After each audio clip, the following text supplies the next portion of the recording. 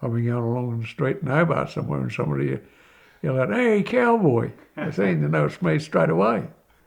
I've done too, yeah. It's a beautiful timber to work and handle, and in the sawmill and for furniture grades and for boat building and all that type of stuff. Yes, beautiful timber. But it's very hard to get out of the bush. A lot of hard work. It's an excellent timber. I don't think they've got nothing anywhere like the Huon pine. It's the characteristic of it is beautiful. You can look along a plank after it's cut and see all the beautiful grains and looks like raised bumps in it, but not there. But it's just the way it looks. It's excellent, beautiful timber.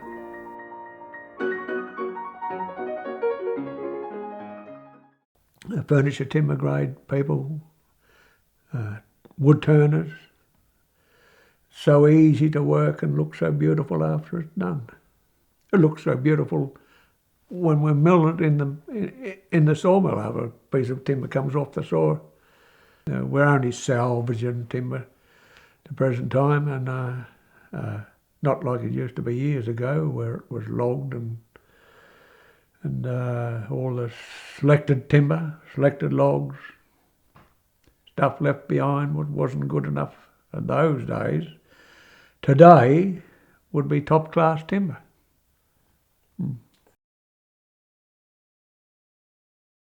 Well, he would have been the top horse driver on the West Coast, and they used to, the millers would have gangs in the Gordon with horse teams. They would nothing like that to get Jack trained to go and drive their teams or look after their horses. He was excellent. Actually, I worked with Dad for years. From about 13, I think I started in the bush with him. And to see that fella handle horses, to drive horses, he didn't have to drive horses. He could be half a couple of 100 yards away putting skids in the head of the horse team, and he'd whistle. And I could be standing behind him, and the leader would nudge, give a few nudges, and away they'd go. He didn't have to drive them. They knew him, and he was excellent with horses. I seen him down at Pine Cove. He had gone down there to relieve Harry Smith, the horse driver at the time. And he went down there 3 months relieving, and then he came back to Strahan. And I went down to Pine Cove to work as a 14-year-old as a stable boy. And Dad came down with Mr. George Smith, who was the boss at the time, and the horse drivers, what was there working there, they hadn't got any logs out to the beach. There was nothing. And Mr. Smith said to Dad, would you come out the road and see where they are? So we get to this hill and we could hear these people, jokers yelling and hollering and swearing and carrying on. And here they are with this 9 horses hooked to one log, and they got about halfway up this hill and they couldn't get any further. And Mr. Smith asked Dad if he'd help out. And Dad said, well, you'll have to go and ask the horse driver down there if I can do it. And he said, righto. And he come back and he said, yes. They said, if you can get a log to the beach, you're a good one. So Dad said, well, we'll take 4 of those horses off, and we'll just use 5. So we went and picked these 5 horses out and put them in the team where he wanted them, and as he went along them, the horses knew him. They just smelt him, and you could see that and he just spoke to them, and you could see their ears wiggling, and just sniff him and that. He ran his hand along them, and then he just stood on the bank and he just whistled. and they just flattened out like one horse and away they went. And these jokers said, well, we've heard of Jack Crane, but by God, I've never seen nothing like that. Yeah, they was just, way they went like one. And that's what he could do with a team of horses. No sore shoulders, no crooked feet or anything with him. Everything was, horses was beautiful, looked after. You had to learn or you got to kick up the backside.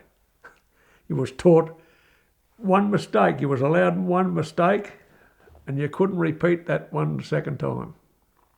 One of the horses we had in the Gordon River,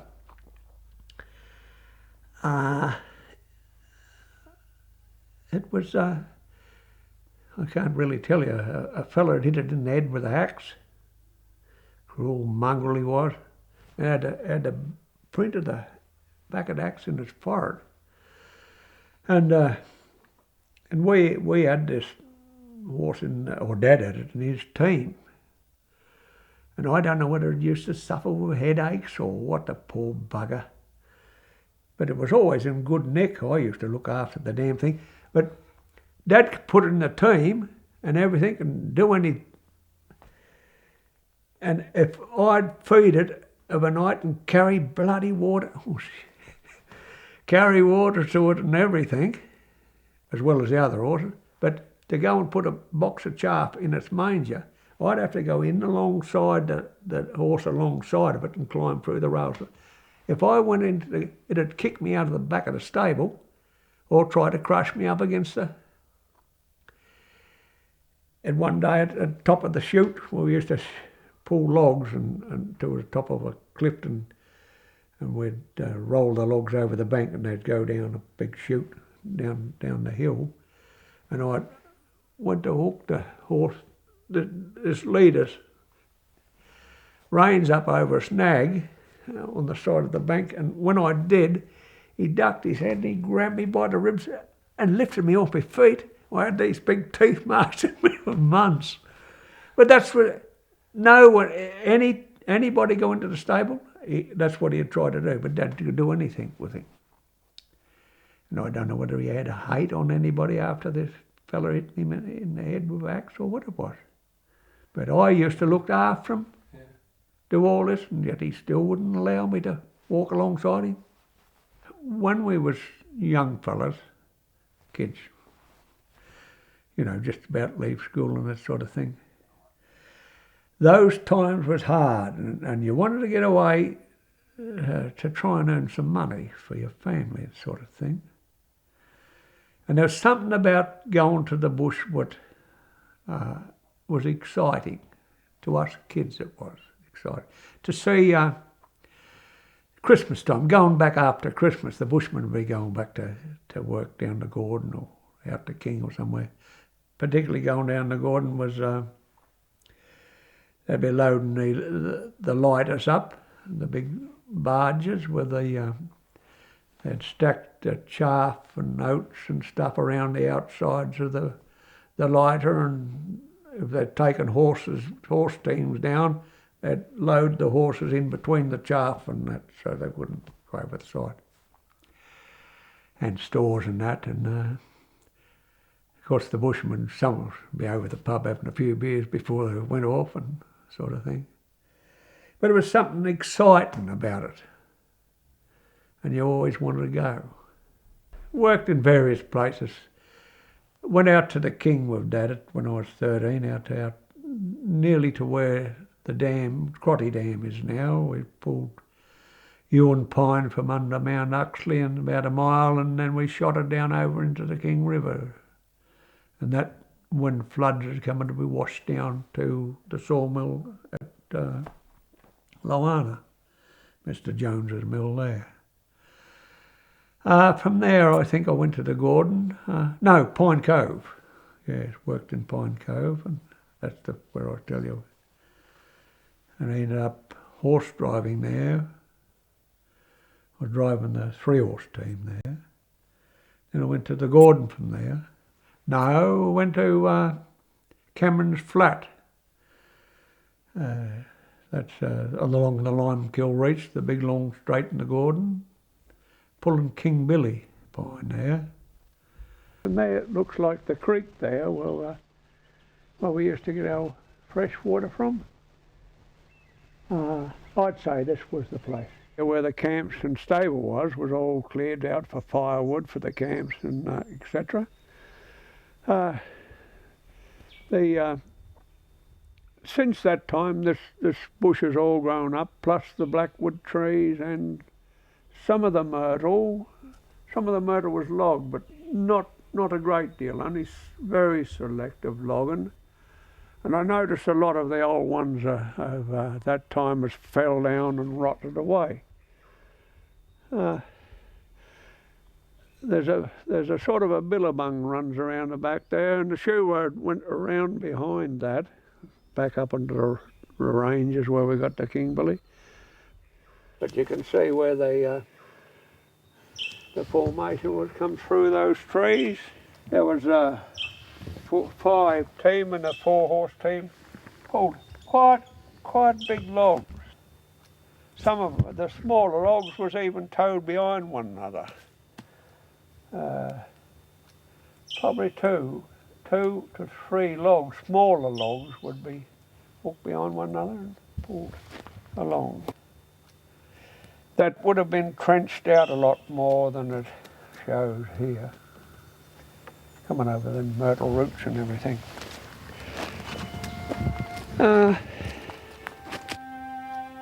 Takes me back a long way. I was only a kid then. I wish I was the same now. And went from there back to Spring Creek, which isn't very far up the river from the mouth, 6 or 7 miles or something. And putting Kingbilly in there. And put it back in, we'd pulled about 5 mile and put it in the creek there, to float out to the river. The camps we had at Cameron's Flat was, they was nice huts because they could cart the timber there to make a wooden hut. But at Spring Creek we only had tent pitched on a frame sort of thing and walled in on the sides. Nice and warm, not much room in the buggers though. And damn tiger cats could get in. Well, as I say, there was hard times. You wanted to get out to work to help your family. And you'd take your money home to Mum, and she'd take out what she thought for board, bank you so much, bought you clothes. Yeah. It was hard work, but you wanted to get out and work, you see. No, Jesus. I enjoyed working. I still enjoy work. I'm still working, and I love working. And I've worked hard. I've had my accidents and knocking about, and I don't know. It's just sort of bred in you, I suppose. I don't know what it is. I come home not happy unless I'm working. When we finished down at finished working to Kingbilly at Spring Creek, we had to travel horses back to Cameron's Flat, which is from 6 mile up the river to about 20. It was a great big bend in the river, well, my finger. That's good. Great big bend in the river. It's not all that far from 6 mile up the river to 20 mile.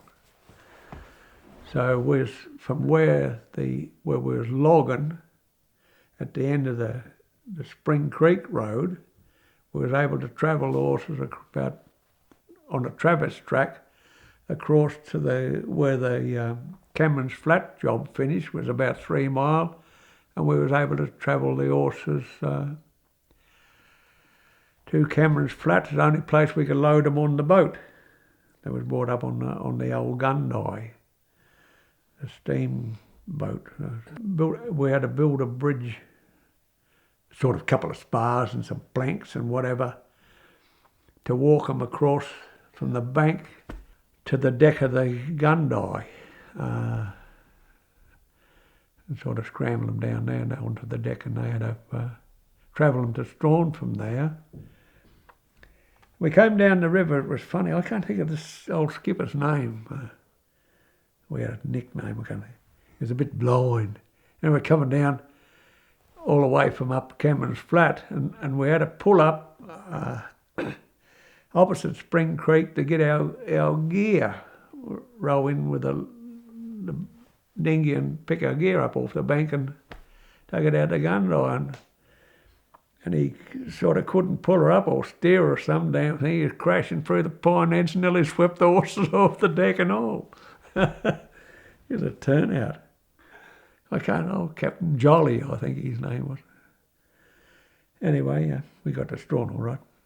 Dad had a team of 5 horses in tandem, one behind the other. That's all you could work in, because the few roads were so narrow. Just wide enough, tracks were just cut wide enough for the horses, and that. I had a team of 3, which made 8 horses. Yeah. At Pine Cove, I think we had about a dozen there. There were 3 teams there, 5 and 4 and the 3 teams. 9, 12. Yes, all depends on where you're putting them in the river. Sometimes you'd put them into creeks, which would be about maybe a mile, which could flood them down to the river. You might be able to, it'd be too boggy or something without a lot of corduroy work to get them there. So they'd tip them into the Pine Creek. At Swift Creek, we tipped them in about a mile upriver, up the creek. We had 3 landings where we roll them in off the banks, and then of a flood, you'd hear it rain overnight and rain, because our camp was only 50 yards from the creek. And you'd hear the logs when the water's backing up, damming up behind them, and then you'd hear them boom, boom, boom, banging into one another, letting go in the mob. And you go down out next morning, and they'd be sort of straggled down the creek, going. Some of them go right to the boom. We had a boom across the mouth of the creek at the river. Somebody would have to, they'd get jammed under trees when it fell across the banks, and you'd have a long stick with a sharp point on it. You'd poke it into them and push them out, push them under the log, and away they go. I remember Uncle Jim Doherty there one day, and I'm on the opposite side of the creek, and he's trying to get this big king billy to go under this log, pushing it under with a stick, and his stick slipped off and he went straight into the creek because he had this big long beard. And when he crawled out on the other side and he looked around, he looked like a drowned rat. God, he looked a rummin'. Anyway, that's what you done. You worked all day with your wet, rotten wet or what. Yeah, got them down to the creek. Boom, all right. Yeah. Then there was rafted up, you say, into rafts. Yeah. To be towed to Strahan. Knocked about a bit, but not enough to, you'd soon get over them sort of things. Got one squash stone now from where a horse trod on me down there. The damn nail comes off every year. Yeah. But I've had a few in the bush, at different places. A few broken bones and that sort of thing. The wrist, I had a broken wrist one time, yeah. And a broken ankle, that ankle bone on there, yeah. Working in the bush and crash over, one thing and another. Had quite a few axe cuts, cut badly with axe at different times, yeah. Horses was never drove or reins or anything like that. They was drove by command from the horse driver. It was, come here, sung out in very strong language, way, come here, to the left, whoa, gee, back to the right, oh, whoa, to stop, get up, so-and-so's to start, or, as Dad used to do, nothing but a whistle. And they would follow at the right commands. Horses are very intelligent animals, you know that. Yeah, about them. And if you look after a horse as he's supposed to be looked after, they'll treat you with respect too. Dad had a shoe horse. He was the one in the rear of the team, the last horse in the team. And going round corners, if he never had any brains or anything like that, and other horses, 3 or 4 horses in ahead of him, and they'd drag him in onto the banks and that sort of thing, and he'd have to take the whole load around a short corner. He'd lift it into one, he'd lean over, and the horses ahead of him, he'd bite the next horse to get him out of the road if it wasn't quick enough. And once he got around the corner, he'd just relax. And Dad used to say to me, now look at that. This horse, he had a Trooper, his name was. Geez, he was a beautiful nag. He'd say, now look at that. These so-and-so horse drivers had belt him. Reckon he's loafing. He just letting the others take the weight while he's getting ready for the next corner. And that's what he'd do. He'd take a bit of the weight, but he'd ease up and get ready for the next corner. He had to go. Well, otherwise they'd drag him up onto the bank and into the... Yeah. Oh, yes, you had your favourites and one thing and another, yes, yeah. But you sort of treated them all the same. Some was cunning buggers. Yeah, and you had to smile at that. They were talking about smile. There was one we had in Pine Cove. His name was Smiler. And he was an ungodly looking bugger. And he was as cunning as you make him. He looked like he was working like a tiger, and he'd be just loafing along. Oh, he was a cunning bugger. Yeah.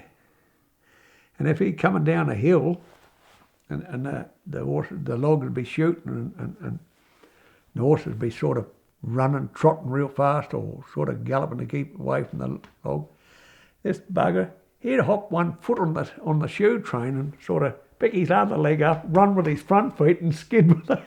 God, he was a rummin. Yeah, you wouldn't credit how he could do it. But he would, time after time. Yeah. The food for the horses, everything had to be taken in by boat to the Gordon, and you had chaff, big bags of chaff, oats and bran to be mixed together in their feed.